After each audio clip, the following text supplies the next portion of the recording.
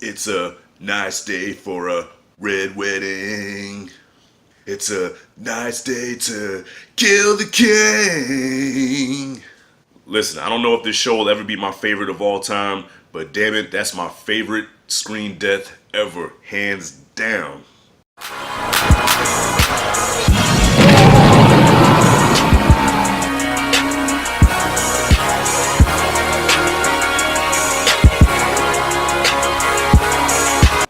Alright, so 4 seasons down, 3 to go.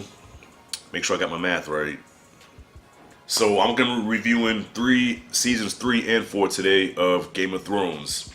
So season 3 basically is the reign of Lord Tywin, who I know as Sadum Numspa.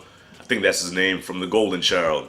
Now, the thing I noticed about Tywin is that Tywin is like Tony Soprano was to Junior Soprano, where even though, yeah, Junior Soprano was the boss of the family, but Tony was really running stuff. And in this case, Joffrey, that deplorable piece of cow dung, is the king, but Tywin is running everything behind the scenes. He's planning these weddings out. Okay, so Tyrion has to marry Sansa. I finally got her name right. Has to marry Sansa. Cersei has to marry that Marjorie's brother, the gay guy, the one that was sleeping with her brother when he was king. Okay, she has to marry him. And who else? Oh, and of course Marjorie is marrying Joffrey. Tyrion, he's put in a bad position. Like, I really feel bad for his character even more, because he really is the black sheep of this family. He's the outcast. Like, his own daddy tells him to his face, Tywin tells him to his face, like, dude, you were supposed to be dead. You know, I wanted you dead. Like, you killed my wife, you know, because his mom died giving birth to him. So Tywin and Cersei both hate Tyrion because they blame him for her passing, for the mother's passing or whatever. The only one that he had that had his back was Jaime. Now Jaime was the character this season that really did a full turnaround, because Jaime went through a transformation of being a total typical Lannister jackass to being this character that you care about, because he's captured, he's held hostage by the Starks or whatever, by Robb. Lady Stark has Big Bree, also known as Captain Phasma. I just found that out. Has Bree take him back to King's Landing, back to the Starks, and that's what causes Robin and his mom to fall out or whatever. On their way back, they run into, I can't remember the group that they run into, but anyways, he gets his hand chopped off. He's tortured. He's humbled. And him and Bree form some kind of connection, because they're in the struggle together, and they form an unlikely friendship. But before that, they had this big battle. They had this big fight where Bree got the best of him, but they end up becoming really good friends. In season 2, the whole Khaleesi storyline was not really interesting to me. But in this season, in season 3, her story does become a little interesting, because she does recruit the Unsullied, that big army from, I forgot the guy's name that she got it from, but he was a jerk, because he was talking trash to Khaleesi the whole time in his own language, not knowing that she knew what the hell he was saying. But I did call it. I said, you know what? I said, when they made the deal where she said she was gonna give him one of her dragons in exchange for his army, I knew that wasn't gonna go through, because there ain't no way she's giving up those dragons. And boom, it ended up just the way I thought it was. Theon, whoa, poor Theon, man. Theon is another character who I didn't really care for, but when he gets captured by Ramsay Snow, man, Theon gets his manhood taken away, among other things, and Ramsay turns Theon into Reek. I can't imagine living without my stuff, man. I'm sorry. Like, I mean, I know I have no masterpiece, but man, I wouldn't want to live without it. Yeah, if that ever happened to me, like, yeah, just take me out. Just take me out like Gunsmoke and Black Dynamite, man. Man, do you want to live? I said, do you want to go on?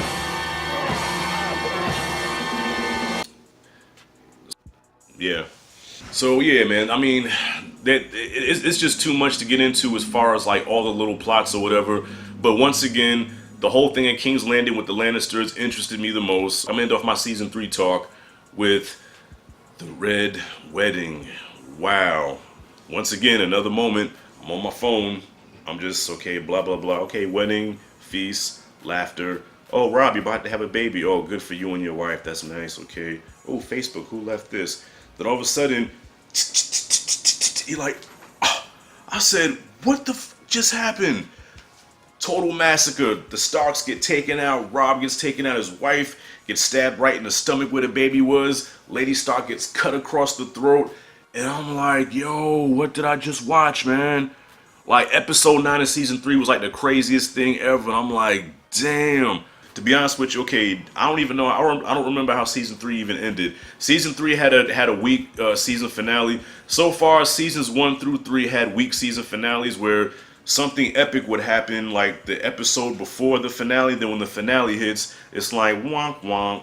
But just off the strength of that scene alone in episode 9, it did. I mean, wow. So yeah, 3 was off the hook. Season 4. First thing I want to say about season 4 is finally Joffrey is dead. I think that was episode 2 he got killed in. I don't really remember. Episode 1, only thing I remember about episode 1 was Jon Snow with the wildlings, because I guess he's kind of one of them now. And those giants walking by. Like, when I saw that giant, I was like, wow, Lord of the Rings. That episode, that scene was set up so perfectly because you see Joffrey in full asshole glory, okay? He's just a total dick to his uncle. He just will not let up on Tyrion, man. Like, mind you, it's Joffrey's wedding. It's supposed to be the happiest day of his life. And he wants to spend all of his time, all of his energy jugging at Tyrion. And it's like, the whole time I'm watching this, like, I'm getting so annoyed with him. And I almost stopped it because I said, okay, if this kid doesn't die soon, I'm going to stop watching the show because I can't handle this. Because he's pouring wine over his head. He's having him fetch his cup, kicks the cup under the table. And the whole time, Tywin and Cersei is just sitting back, just looking stupid like, well, he's the king. And Cersei's is all, I'm loving this. I'm just going to keep getting drunk. Oh, it was irritating me. And when he started choking, I was like, huh? And when he kept choking, I said, could this be it? And when he fell to the ground and Cersei ran over to him, I cannot tell you the joy I had watching that kid die. I've never enjoyed watching a kid die like that, okay? None that I can think of.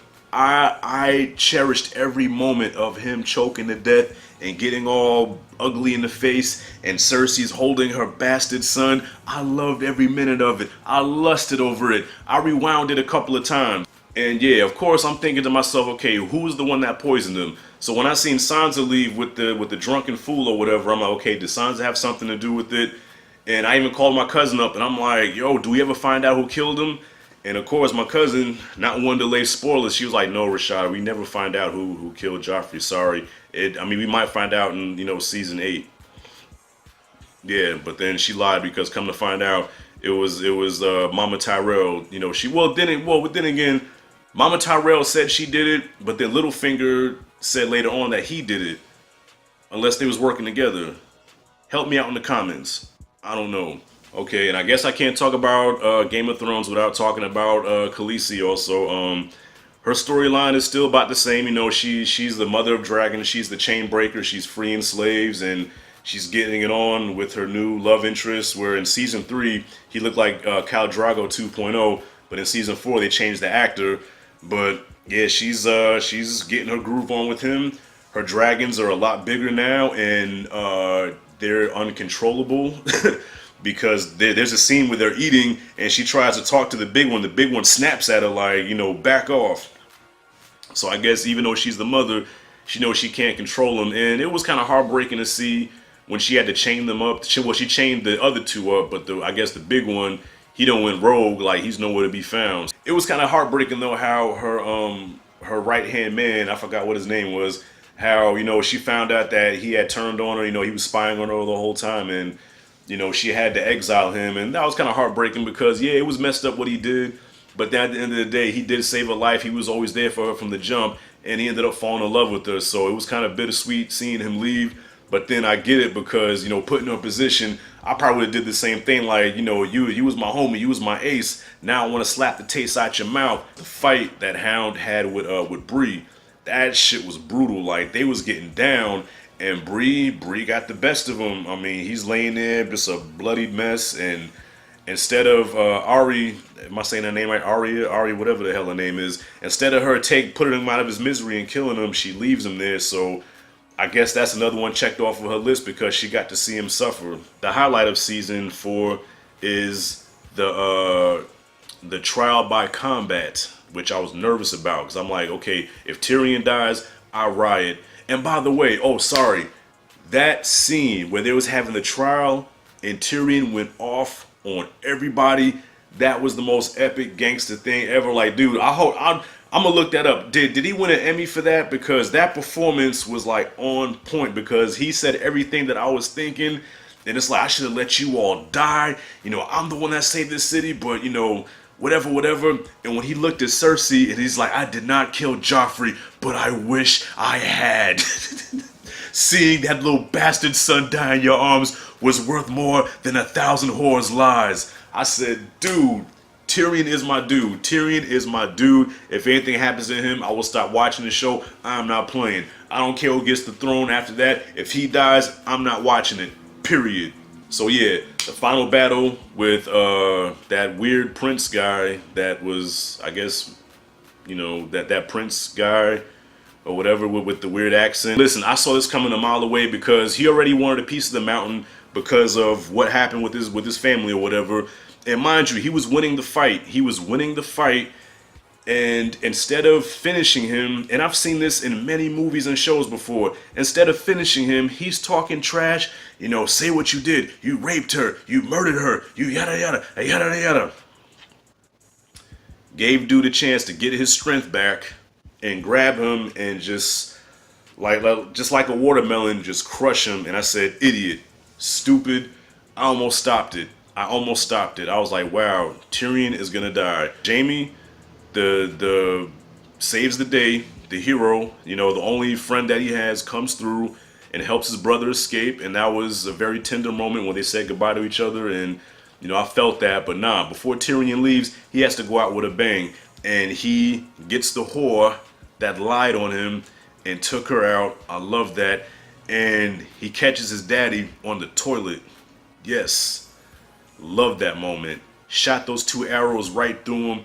Loved every moment of that, man. Good. Like I said, I didn't hate Tywin, but I knew that he was gonna make Tyrion's life a living hell. So I wish he could have got Cersei as well, because I cannot stand the chick, but I feel her day is coming. I really feel her day is coming. Seasons 1 through 4, I gotta say that each season has got better. 1 was kind of hard to get through. 2 picked it up. 3 was good. You know, it had its moments. 4 to me was the best one so far. So yeah, each season has got better, and I'm pretty sure it's gonna get better from here on, because even though there are a lot of times where I do have to fast forward, or sometimes where I lose interest and I get on social media or whatever, but the moments that do happen that count make up for the filler moments. You know what I'm saying? So yeah, I'm digging the show so far. Once again, what did you guys think of Game of Thrones? Comment below, comment freely, like and subscribe. Thank you for watching. As always, this is Rashad G signing out. See you in the next video.